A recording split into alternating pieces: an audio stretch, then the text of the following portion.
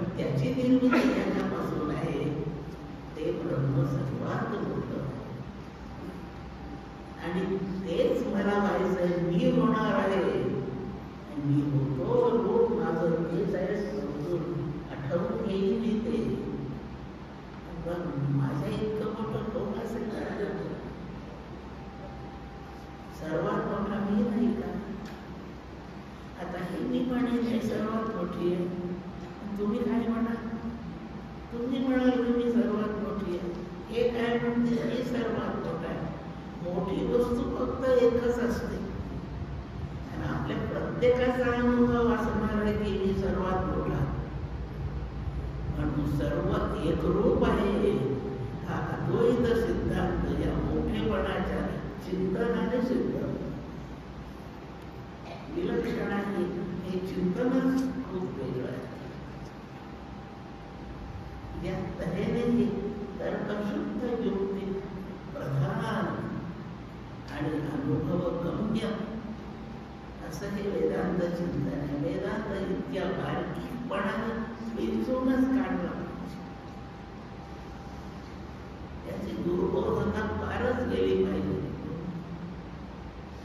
जीव ब्रह्म म्हणजे प्रत्येकाचा जीव ब्रह्म आहे आणि ते सगळ्यात मोठं आहे. म्हणून आपल्यापैकी प्रत्येक जण सर्वांपेक्षा मोठा आहे. सर्वात मोठी वस्तू तर एकच. आपण सगळेच जण आपल्याला समजतो सगळ्यात मोठा आहे, पण आपला अनुभव आहे. म्हणून हे सर्व वेगळे नाही. हा अभेद सिद्धांत, हा अद्वैत सिद्धांत. फक्त पहिला शब्द झाला यातला पुढे सर्व थोडं शांत विकार रहित असलेली गोष्ट शांत राहते. कामक्रोधादी विकार चित्तात असले, भय अहंकार शोक मोह त्याच्यात शोक अहंकार भय हे चित्तात असले की ते चित्ताला स्वस्थ नाही राहते. घरामध्ये जर लहान पोरं असले तर घर शांत नाही राहत. सारखं गडबड गडबड, इकडून तिकडे धावणे, तिकडून इकडे धावणे, उड्या मारणे, रडणे, ओरडणे, कांडे आपटणे. घर शांत नसते. कारण लहान पोरं अति चंचल. लहान वयात चांचल्य दोष मोठा असतो. तारुण्यात विक्षेप जबरदस्त असतो आणि वार्धक्यात आवरण, बुद्धी भ्रंश झाल्यावरती अज्ञानाचा प्रभाव वाढतो. हे तीन दोष तीन अवस्थांमध्ये. चांचल्य बालवयात, बालवयामध्ये चांचल्य हात पाय यांच्यात असतो. हेही लक्षात ठेवून घेऊ. बालपणामध्ये चांचल्य शरीरात कुठे? हातापायामध्ये. म्हणून लहान मुलं चालत नाही, धावतात. त्यांचे हात रिकामे नाही राहत. जे दिसेल ते फेका मारतात. काही नाही सुचलं तर एकमेकांना मारतात. हातापायात चांचल्य. तारुण्यामध्ये चांचल्य डोळ्यात जातं. चंचल नेत्र, विषय भोग याची जबरदस्त वासना प्रकट झालेली असते. चांचल्य डोळ्यात असतं आणि म्हातारपणी चांचल्य मनात असतं. म्हणून मन बेचैन. म्हातारे माणसं सगळ्यात जास्त बेचैन. काम करता नाही आलं म्हणून बेचैन. काम करावं लागत असेल म्हणून बेचैन. दाट वाढून पुढे आलं तर मला हे आईचं खाणं नाही आवडत म्हणून बेचैन. सुनेने ताट वाढून नाही आणून दिलं तर सुना काही माझं पाहतच नाही म्हणून बेचैन. पोराचा फोन नाही आला म्हणून बेचैन. तो सकाळी संध्याकाळी दुपारी फोन करतो,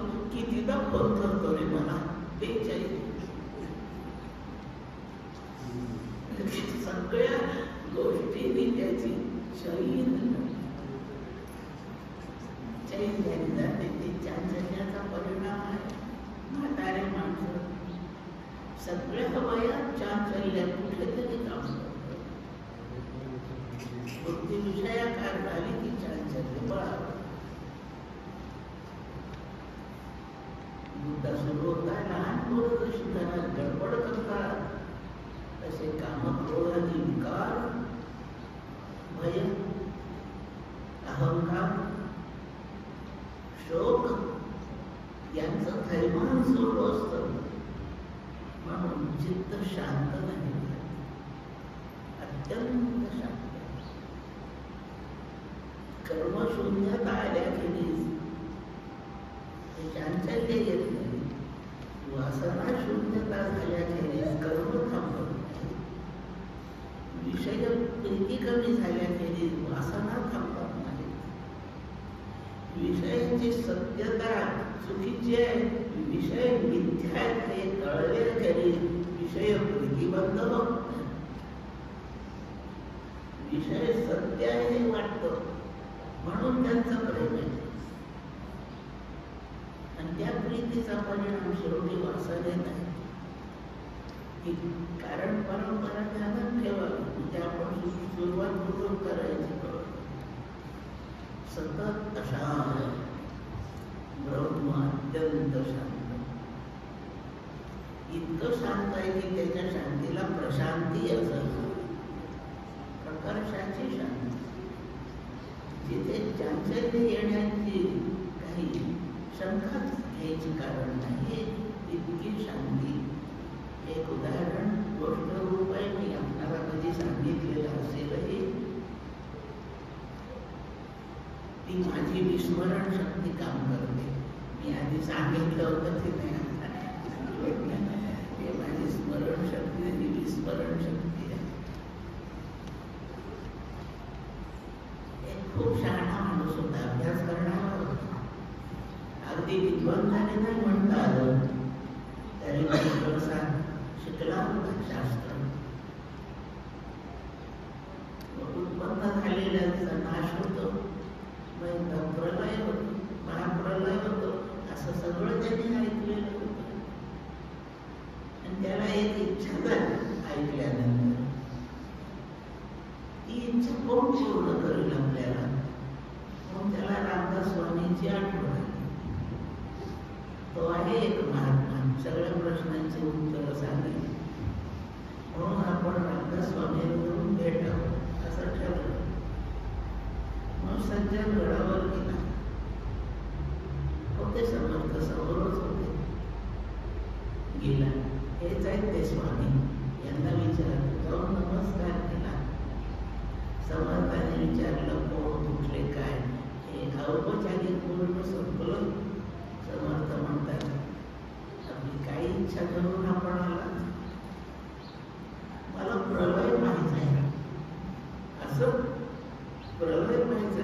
अरे वा, खूप छान इच्छा आहे तुझी, प्रलय पाहिजे. दाखवता का मला प्रलय?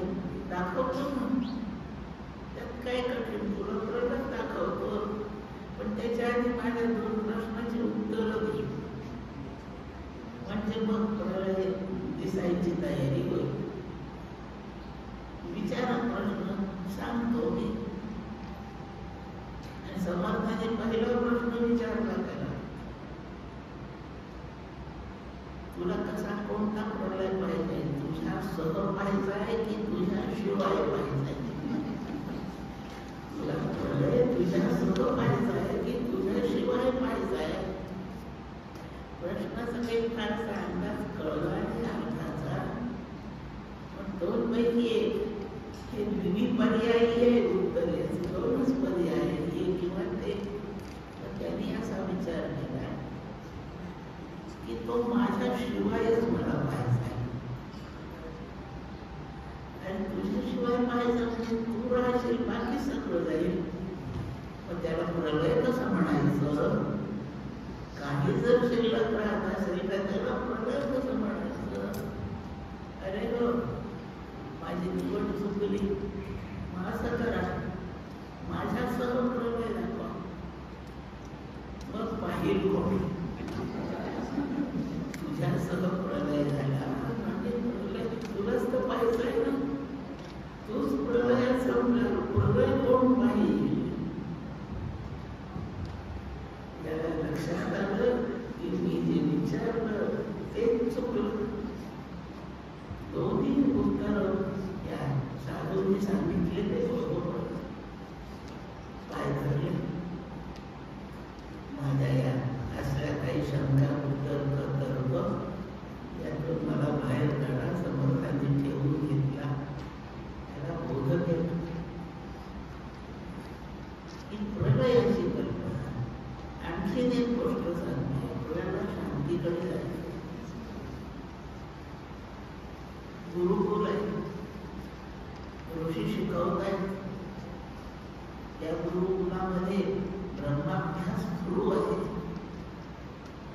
आणि ब्रह्माभ्यास सुरू असताना त्यातला एक चांगला हुशार छात्र विद्यार्थी त्याच्या डोक्यात आलं, छान शिकवलंय आपल्याला गुरुदेवांनी, ब्रह्माचं तर काय वर्णन केलं, ते ब्रह्म आपण एकदा पाहू शकता. आणि तो कुठला गुरुदेव प्रश्न विचारू का, काही मला पाहिजे आहे, मागणी आहे, माझी काही इच्छा आहे, बोल ना, बोल बेटा बोल. गुरुदेव मला ब्रह्म दाखवा, पाहायचं आहे मला. हा प्रश्न येईपर्यंत गुरुदेव आपली साधी मांडी घालून बसले होते. फारसे ताट अटेन्शन नव्हते, लिहिले बसले आरामशीर. त्यांनी हा प्रश्न विचारल्याबरोबर त्यांनी पद्मासन घातलं, पक्की मांडी घातली, पाठीचा कणा ताठ करून स्वस्थ हातपायांची हालचाल बंद करून बसले. ब्रह्म दाखवले नाही, कसं आहे ते सांगितले नाही. विद्यार्थ्याला वाटलं की माझा प्रश्न यांनी बहुतेक ऐकला नाही, म्हणून त्यांनी पुन्हा विचारलं, गुरुदेव थोडा आवाज मोठा करून मला ब्रह्म दाखवा. त्यांनी दुसऱ्यांदा विचारल्यावर त्या गुरुदेवाने त्या ऋषीने उघडे डोळे होते ते मिटले, बंद केले, श्वासोच्छ्वास थांबवला. कसं नाही, अजूनही ते काही बोलले नाही. ब्रह्म कसं आहे यांनी माझं दुसऱ्यांदा विचार नाही, बहुतेक काही झालं नाही. म्हणून तो आणखी मोठ्याने म्हणतो, गुरुदेव मी आता पुन्हा तिसऱ्यांदा विचारतोय, मला ब्रह्म कसं आहे ते सांगा. आता गुरुदेवांनी डोळे उघडले. खूप सावधान अवस्थेत बसले होते, ते जरा शिथिल झालं आणि ते एक वाक्य बोलले. ते वाक्य एक श्रुती आहे, प्रशांतो वै सहा, ते वाक्य आहे. आणि हे ब्रह्माचं अत्यंत सत्य वर्णन, त्याचं वर्णन करता येत नाही, त्याला शब्दात आणण्याचा प्रयत्न श्रुतीने केला आहे. अद्वैताला बिघडवून श्रुतीने द्वैताची वाट विहित केली, अशी श्रुती आहे. माझ्या विस्मरण शक्तीला माफ करत श्रुती मिळून नाही म्हणता येत आता, अशी ज्ञानोबांची ओळी पडते. या प्रकारे त्यांनी सांगितलं ब्रह्म कसं आहे. कसं सांगितलं, प्रशांतो वै सहा, ब्रह्म शांतीची शांती म्हणून प्रशांत आहे. बेटा मी त्याचं एवढं वर्णन करून त्याला प्रशांत म्हणून मी त्याची शांती भंग केली आहे. त्याला वर्णनाचे हे शब्दही सहन होत नाहीत, इतका तो शब्दात शब्दात सगळी सृष्टी, अंतर्बाह्य सृष्टी शब्दात आहे. जोवाही भूते विविधपणाने आहे, इथे शब्द आहे, तो पावे तो शांती नसते. शब्दात तिथंच हवं लागतं ते कळण्यासाठी. हे शब्द जीर्ण संपादिजे, इंद्रिया देणता दिजे, बोला आधी झोप दिजे प्रमेय. तुका म्हणे ते बहु सुकुमार न साहेबार वचनांचा, त्याला शब्दाचं सुद्धा बोलणं सहन होत नाही, इतकं ते शांत नाजूक आहे. त्याला प्रशांत म्हणतात. माझ्याकडे कोणीतरी एक दिवस आलं घरी, काही काम होतं, वाचायचं होतं, काय स्वस्थ बसले ते खोलीत भिंतीला टिकून. कोणीतरी आलं, काय काही अगदी शांत बसल्या. म्हटलं हो, शांत बसले. त्यांनी खरंच शांत होते का? पाय हलत नव्हते, हात हलत नव्हते, मी बोलत नव्हते, डोळे उघडून काही पाहतही नव्हते. माझा देखावा शांतच होता. पण माझ्या मनात काय सुरू होतं तेव्हा सगळं आठवणीत कामाला. आता कशी मी शांत बसले, मी शांत बसले हे एवढं मनात सुरू होतं, याने माझी शांती बिघडलेली होती. म्हणजे शांत असण्याची जाणीव सुद्धा संपली पाहिजे, तेव्हा त्याला पराशांती म्हणतात. आणि त्या शांतीशिवाय सुखाचा लाभ नाही. अशी शांती मिळाली म्हणजे 3 तापांची शांती होती. म्हणून मंत्रांच्या स्तोत्रांच्या शेवटीच्या शेवटी पुष्कळ ठिकाणी त्रिवार शांती शब्द येतो. शांती, शांती, शांती. सगळं संपवून, जाणीव सुद्धा संपवून जी स्थिती असते त्या प्रकारची शांती, हे शांती स्वरूप होतात. माझ्या घरात 10 माणसं आहे म्हणून माझी शांती फार वेळा बिघडते. 10-5 माणसांनी झालेल्या अशांतीतून बाहेर पडायचं म्हणून शिवरोडला आले. इथे 5-50 जण झाले. शांती वाढायला कमी होती. या जगात शांती बिघडण्याचेच प्रयोग. परीक्षार्थ्यांची शांती बिघडवायला दुसरी विषय आहे, प्रवचनकाराची शांती बिघडवायला दुसरी विषय आहे, स्वयंपाक करणाराची शांती बिघडवणारे विषय वेगळे. विषय कारण कोणत्याही रूपाने येवत शांत नाही. जेव्हा शांत होऊन तेव्हा सत्य दर्शन घडतं. थोडक्यात माझ्या हातातली आणखी दुरुपी होते, टाक्यात पडली. टाक्यामध्ये पंप चालू होता, पाणी येत पडत होतं. त्याच्यामुळे टाक्यातलं पाणी शांत नव्हतं, गडबड गडबड करत होतं. त्याच्यामुळे त्या टाक्यात पडलेली अंगठी पडताना मी पाहिली, इथंच पडली आहे, पण ती दिसत नव्हती. त्याचं कारण पाणी आलं. तो पंप बंद केला, पाणी पडण्याची धार बंद केली. 2-4 मिनिटांनी त्या टाक्यात अंगठी दिसायला लागली. ती दिसण्यासाठी नवीन अंगठी आणण्याची गरज नाही. तिच्या उपाधीत आहे त्या उपाधीची शांती महत्वाची होती. आपलं चित्त असं शांत झालं त्याच्या हृदयात तो दिसतोच असतो. गडबड गडबड चालू आहे म्हणून दिसत नाही. दुसऱ्या खेपेला माझी ती आमची ढिली होती का काय माहिती, ती पडतच राहायची. अंगणात सडा टाकीत होते, शेण घालवलं होतं पाण्यात, त्या बादलीमध्ये आमची पडली. वाजली सुद्धा ती पडतात, पण दिसेना, कारण बादलीतलं पाणी गढूळ होतं. गढूळ पाण्यात असलेली वस्तू दिसत नाही, हलणाऱ्या चंचल पाण्यात ती दिसली नाही, दिसत नाही. चित्त जोपर्यंत अक्षुब्ध आहे आणि मलिन आहे, मलदोष आहे, विक्षेप चांचल्य चालू तोपर्यंत तिथलं ते दिसत नाही. आहे का पण तिथे नक्की सर्वांच्या हृदय देशी मी अमुका आहे ऐशी स्फुरे अहर्निशी ते वस्तुगामी त्या हृदयात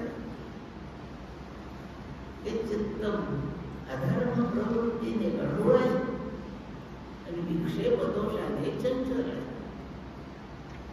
आता मलिन पाणी आणि निव्वळ गेलंय, आता तर फारच कठीण झालं. म्हणून आपल्याच ठिकाणी असेल सत्यम ज्ञानम अनंतम ब्रह्म निहितम गुहायाम परमे व्योमन. परम व्योम म्हणजे हृदयाकाश, निहितम गुहायाम, गुहा म्हणजे बुद्धी.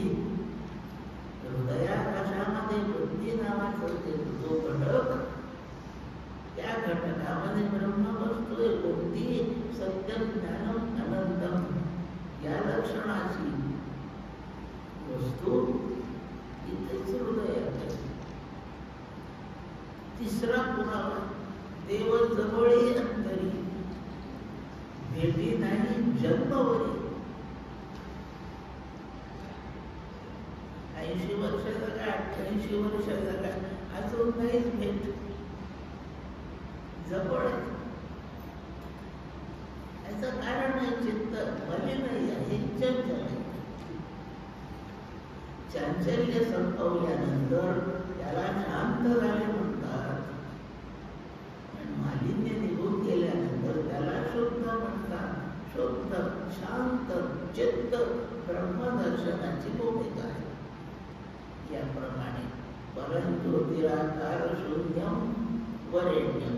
आता अगदी सुरू आहे, पुष्कळ आधी होऊन गेलेले विषय आहे. श्रेष्ठ आहे, परम आहे किंवा परम ज्योती रूप आहे, अत्यंत प्रकाशित आहे. याचं वर्णन प्रकृष्ट प्रकारात आपण एका श्लोकात केलं आहे. पहिला श्लोक आहे प्रकृष्ट प्रकाश ज्योती रूप. ज्योती शब्द वापरला, दीप नाही वापरला. दीपाची ज्योती धारण करणारी वात या भांड्यात ठेवलेली असते, त्याच्या सकट दीप असतो. म्हणून नुसता ज्योतीचा उल्लेख केला तर प्रकाशित प्रकाश असा निव्वळ प्रकाश आहे. असा आपल्या स्वरूपाचा स्वभाव आहे, म्हणजे ब्रह्माचा स्वभाव आहे. आकार शून्य आहे, ते निराकार आहे. त्याला आकार का म्हणून नाही, ते अविनाशी आहे. आकार उत्पन्न झाले म्हणजे अवयव निर्माण झाले म्हणजे विनाशी होत.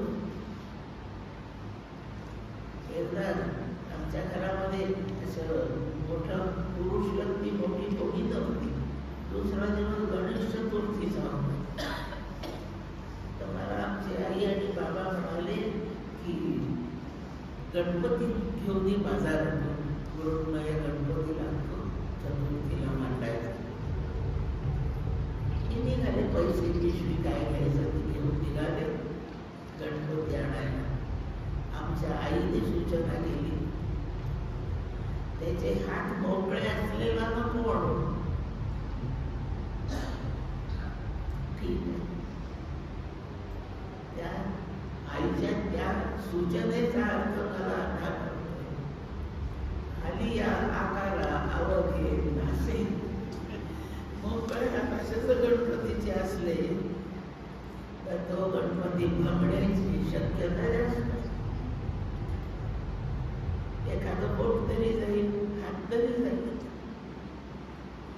असे हात त्या मूर्तीच्या धडाला चिकटलेले असतात. असा गणपती हात मोकळे नसलेला. आली आकारा अवघे नसे हे वाक्य नाही आहे की म्हटलं, पण हात मोकळा असलेला गणपती न मग केवढा वेदांत आमची आहे, मोठीच वेदांत. आली आकारा अवघे नसे. रूपवाचा अभंग आहे. कोणत्याही आकार म्हणजे अवयव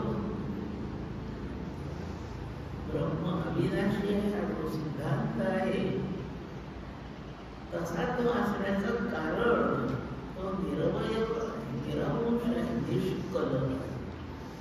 कला म्हणजे भाग घटक त्याला नाही म्हणून त्याला निष्कल म्हणतात. हातपायाने असे अवयव वेगळे नाही म्हणून निरवयव. आणि या अवयवांच्या द्वारे एक प्रकारचं रूप म्हणजे आकृती प्राप्त होते, तो निराकार. ब्रह्मवस्तू निराकार आहे, तेच आपलं स्वरूप आहे. म्हणून सगळ्याच लोकांमध्ये मी निराकार आहे, मी शांत आहे असंच वर्णन येत आहे. मी आकार शून्य वर्ण सर्वात श्रेष्ठ आहे. मोठेपणाचं वर्णन आपण ऐकलं आहे, सर्वात श्रेष्ठ. स्वामी विवेकानंदांना ते अमेरिकेत गेले तेव्हा एका त्यांच्या प्रवचन सभेमध्ये त्यांनी गुरु महात्म्य सांगितलं. प्रवचन संपल्यावर त्यातल्या एका श्रोत्याने विचारलं, तुम्ही हे सारखं गुरु गुरु काय म्हणताय? गुरु म्हणजे काय? स्वामींचं उत्तर आहे त्याच्यावर, जे कशाही पेक्षा लहान नाही त्याला गुरु म्हणतात. फारच चांगल्याचे आहे. जे कशाही पेक्षा लहान नाही त्याला गुरु म्हणतात. आणि हाच अर्थ वरण्य शब्दाचा आहे. जे कोणत्याही बाबतीत कोणाही पेक्षा लहान नाही, विद्वत्तेत नाही, कोणाही पेक्षा लहान नाही, म्हणून त्याचं वर्णन सर्वज्ञ. आणि दुसरं वर्णन सर्ववित आहे. तो सर्वज्ञ आहे, सर्ववित आहे, हे वर्णन ईश्वरच आहे. मग ब्रह्माचं वर्णन काय? ते ज्ञानरूप आहे. हे कसं? सर्वज्ञ म्हणण्यात थोडीशी तरी द्वैताची चाहूल लागते, म्हणून तो ज्ञानरूप केवळ ज्ञानमूर्ती असंच त्याचं स्वरूप. सर्वात जे कशाही पेक्षा लहान, कोणत्याही क्षेत्राचा विचार केला तरी ब्रह्मवस्तू कशाही पेक्षा कमी नाही, अशी पर असणारी वस्तू. मायेला पर म्हणतात. निर्माण झालेल्या सगळ्या वस्तूंपेक्षा माया मोठी आहे, म्हणून मायेला पर म्हणतात. मग मायेला जर सर्वात मोठी म्हटलं तर ब्रह्माला काय म्हणायचं? म्हणून ज्या वेळी मायेला पर म्हणण्याचा प्रसंग येईल आणि कुठे उल्लेख असेल तिथे त्या सद्वस्तूचा उल्लेख परात पर कसा केला जातो.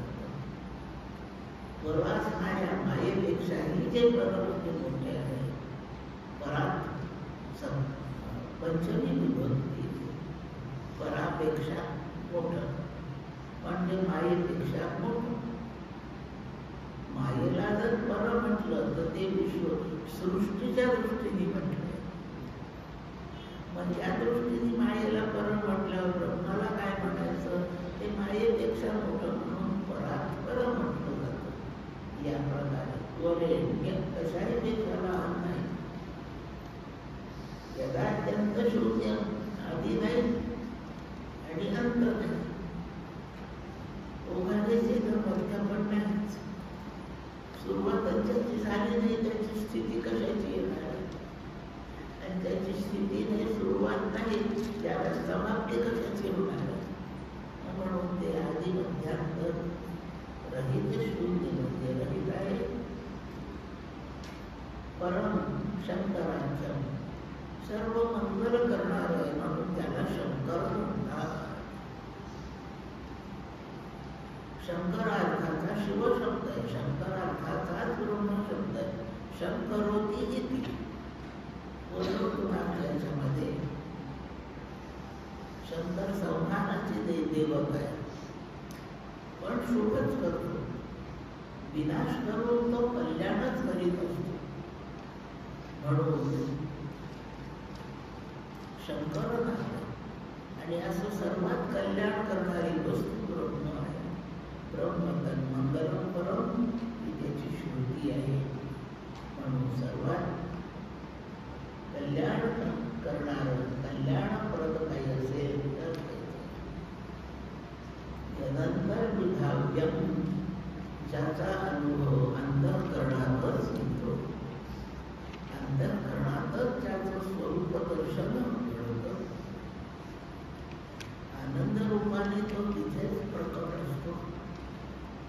विभावनं म्हणजे त्याचा भाव आपल्याला जाणवतो. ते फक्त अंतःकरणच आहे, तिथेच तो जाणवतो. आणि याप्रमाणे अंतःकरणाला योगी ध्यानगम्यम कुठलं आहे शब्द? शांताकारं भुजगशयनं पद्मनाभं सुरेशं. या श्लोकामध्ये योगी ध्यानगम्यम, योग्यांना त्यांच्या ध्यानात अवगत होतो, प्राप्त होतो, कळतो, आकलन होतो, साक्षात्कार होतो. साक्षात्काराची जागा हृदयच आहे, अंतःकरण. म्हणून तिथेच त्याचा अनुभव होऊ शकतो, केला जातो. असा तो विभाग्य आहे. या प्रकारे एकदा अंतःकरणामध्ये त्याचा स्वरूपाचं ज्ञान, परिचय, ओळख परिपूर्णपणे जेव्हा होते, तेव्हा सर्वांगाने ब्रह्मच आहे असं जाणवायला लागतं. फक्त अंतःकरणातच त्याने हा सर्व नाही, तो सर्व शरीररूप आहे. पण अंतःकरणाचा एवढा उल्लेख कशासाठी? आपलं एक 7-8 खोल्यांचं घर, मोठा बंगला, महाल, कोणी एक पुरुष आहे, त्याच्या मालकीचा तो सगळा बंगला आहे, खूप खोल्या आहे, माडी आहे, खाली आहे, तळघर आहे, जमिनीवर पुष्कळ खोल्या, असा भव्य दिव्य महाल आहे. तो कशाचा मालक आहे? त्या प्रत्येक खोलीचा मालक आहे. तो कुठे कुठे असू शकतो, कोणत्याही खोलीत असू शकतो. तो कुठे कुठे कोणाला दिसेल, कोणत्याही खोलीत दिसेल, सगळं त्याचंच आहे. तो कुठे फिरू शकेल, एवढ्या वेळात फिरू शकेल. तो मालकच आहे त्याचा, सगळीकडे तो आहे. पण बाहेरचे कोणी माणसं आहेत, यांना त्या महापुरुषाला भेटायचे.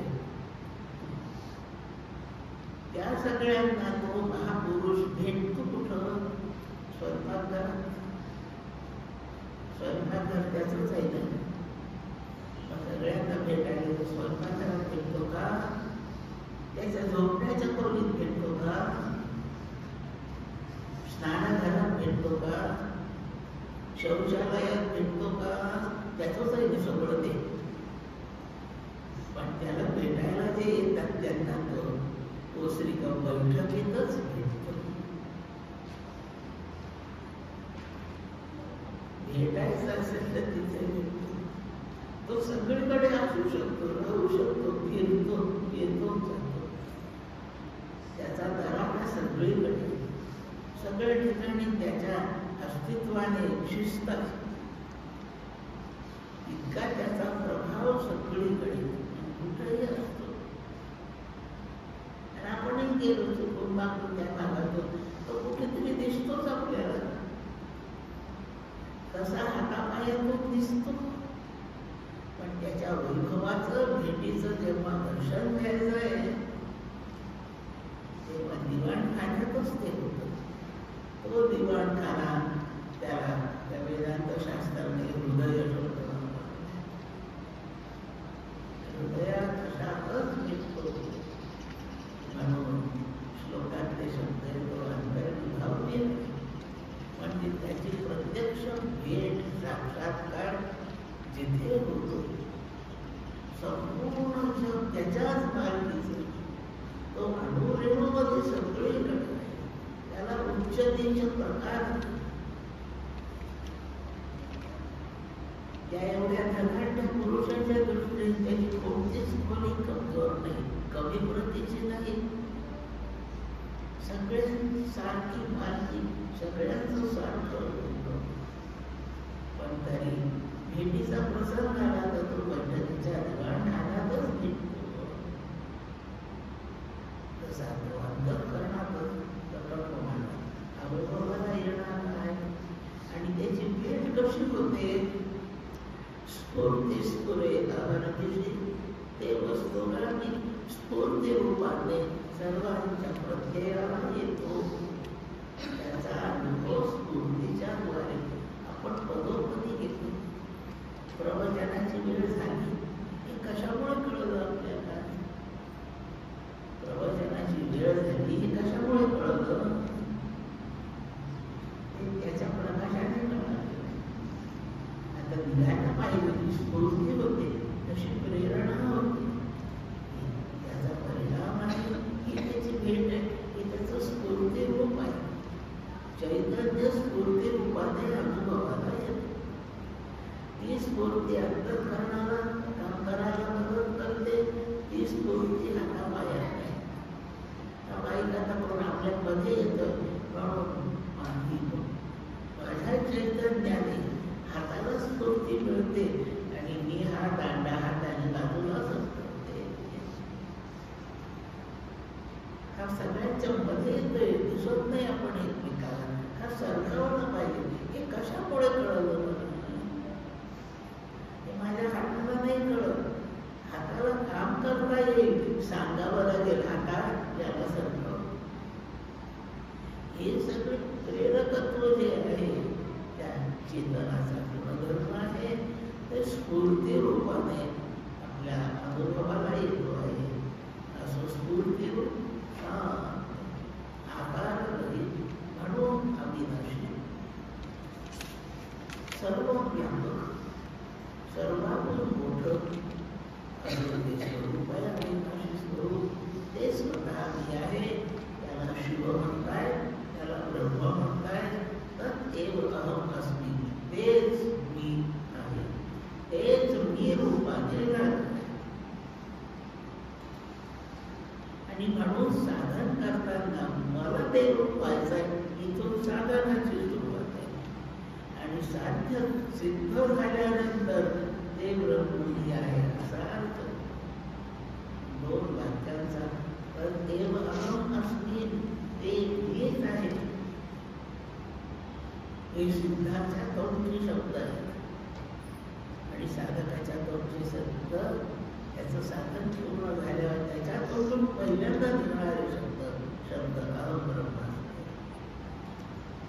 या प्रकारे निर्वाण मंजरी या ठिकाणी आचार्यांनी मांडलेल्या विषयासह परिपूर्ण होते आहे आणि प्रवचन मला होती आहे.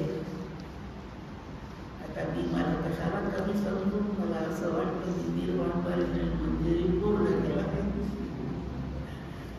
मी का नको समजू, मी हे पूर्ण केलं आहे. ज्या पद्धतीने माझ्या चैतन्याने मला प्रेरणा स्फुरण केलं आहे त्या प्रमाणात विषय आपल्या पुढे मांडला आहे. आपण काकाच्या तालमीमध्ये खूप जण शिकलेले आहात.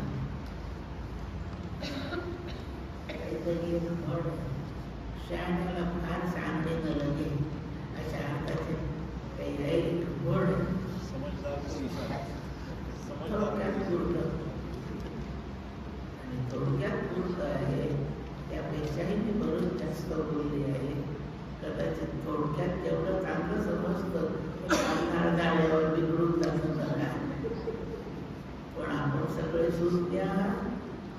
त्याच्यात काही संगती कमी जास्त असेल आपण आपल्या सामर्थ्याची नोंद घ्यावी आणि सरळ सुटसुटीत अत्यंत आवश्यक आपल्याला सुखदायी असा अर्थ त्याचा तयार करून घ्यावा एवढी विनंती.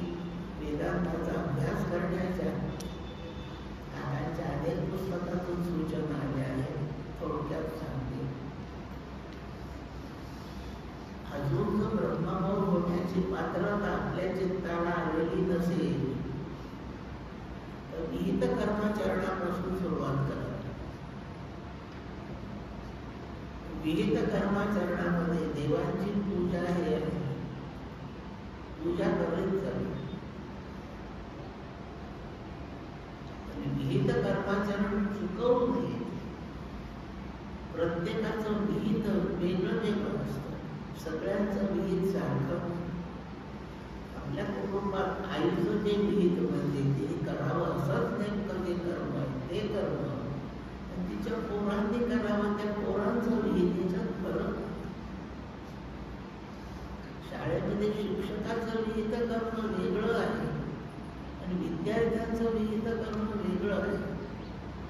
म्हणून आपण कोणत्या वयात आहोत, कोणत्या आश्रमात आहोत, कोणत्या वर्णाचे आहोत, त्याचं विहित काय आहे. विहित म्हणजे करण्यास योग्य असं शास्त्राने ज्याला म्हटलं आहे ते विहित.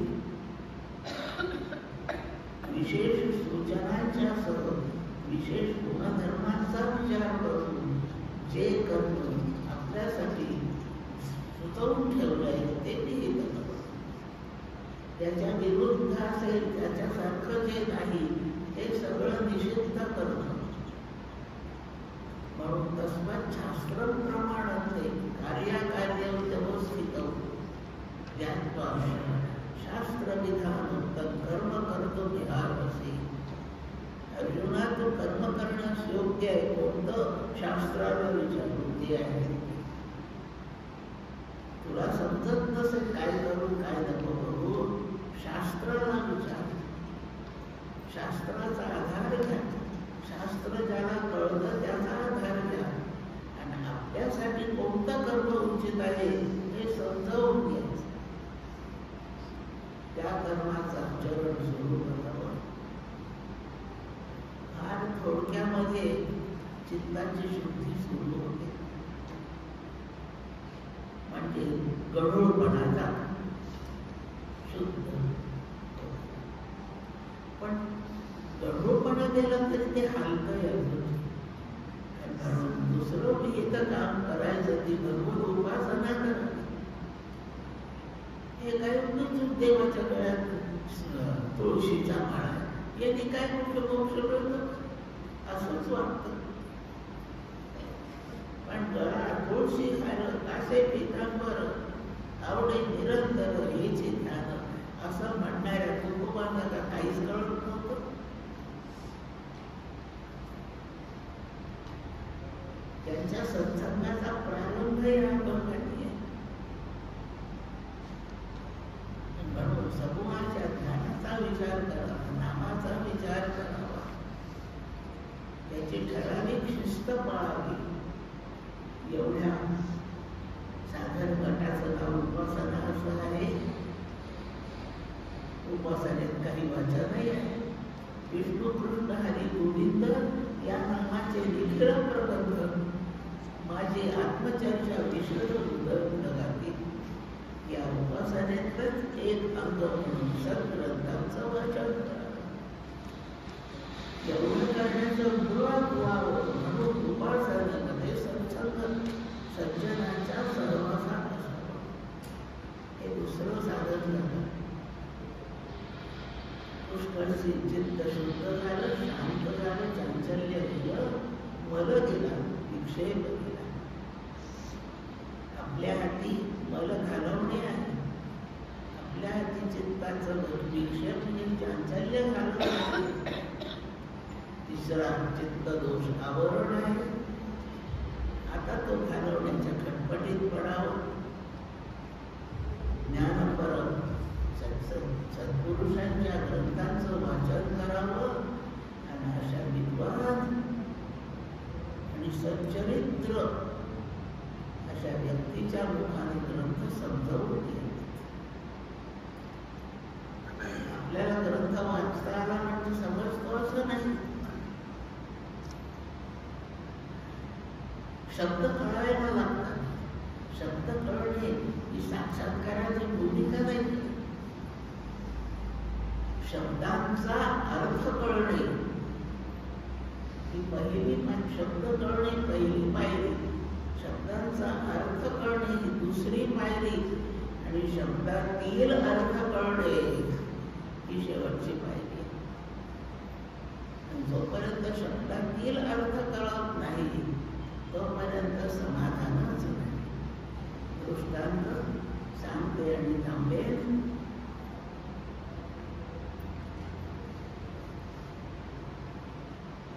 यांची कालची शेंग घातली शेंगदाण्याची.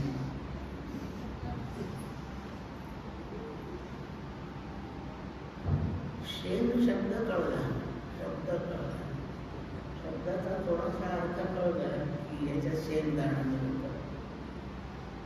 म्हणून शेंग समजल्याने समाधान नाही. समाधान केव्हा होईल? शेंगेतील अर्थ म्हणजे दाणा कळल्यावरच समाधान. शेंगेने आपल्या समाधानाचा विषय पूर्ण होत नाही. शेंगेतील काय ते कळलं, याची प्राप्ती झाली. म्हणून शब्दपीठ संपादिजे म्हणजे शेंगेच्या त्या वरच्या टरफलाच्या शिवायच दाणा मिळतो. शेंग घेऊन ती शेंग कुरवाळण्याने काय उपयोग नाही. आपण शब्दच कुरवाळीत बसलोय. शब्द झालं महारण्यम चित्त भ्रमण कारण. आणखी गोंधळ वाढतो शब्द वाढले. शब्द आणि शब्दांच्या अर्थाच्या पलीकडे जायचं म्हणजे शब्दातील अर्थाकडे जायचं. भुईमागाच्या शेंगांचं झाड सोडून द्यायचं, शेंग सोडून द्यायची, ती फोडायची आणि त्याचं टरफल फेकून द्यायचं. आपला दाणा समाधानाचा विषय आहे. शब्द सोडून द्यायचा ते टरफल. म्हणून शब्दातील गोष्ट कळावी लागते. वेदांताचा अभ्यास शब्दार्थावर थांबवण्याचा नाही, तो शब्दातील अर्थापर्यंत जाण्याचा आहे. तिथे माणूस अर्थरूप होतो, लिखाण करणाऱ्याचा आशय समजतो आणि तो साक्षात्काराचं कारण ठरतो. याप्रमाणे अभ्यास करणाऱ्यांनी हे टप्पे लक्षात ठेवले. एखादा टप्पा सुटला तर तेवढी गंभीरताच राहते. नुसतं शब्दज्ञान होतं, तो विद्वान होतो. ताई महाराज म्हणतात ज्ञानी तो असे मीपणा अति. शब्दज्ञानाने अहंकार बळावतो. शब्दार्थाच्या पलीकडे शब्दातील अर्थाकडे गेला की अहंकार संपतो. आणि अहंकार संपणे हीच स्थिती दयाची अहम विश्रांती आत्मरूपी. तो साक्षात्कारास योग्य होतो. निर्वाण मंदिराच्या या अभ्यास वर्गात आपण एवढं काही मिळवलं आहे. त्यातली मौलिक भाग करून ठेवायचा. तर मला सारखा असेल त्याचा त्याग करायचा. सर्वांचं कल्याण हो असा काकांचा अखंड आशीर्वाद आहे. तोच आशीर्वाद मी आपणापुढे मांडते आहे. सर्वे सुखिनः सन्तु, सर्वे सन्तु निरामयाः, सर्वे भद्राणि पश्यन्तु, मा कश्चित् दुःखमाप्नुयात्. पुण्डलीकवरदा हरिः।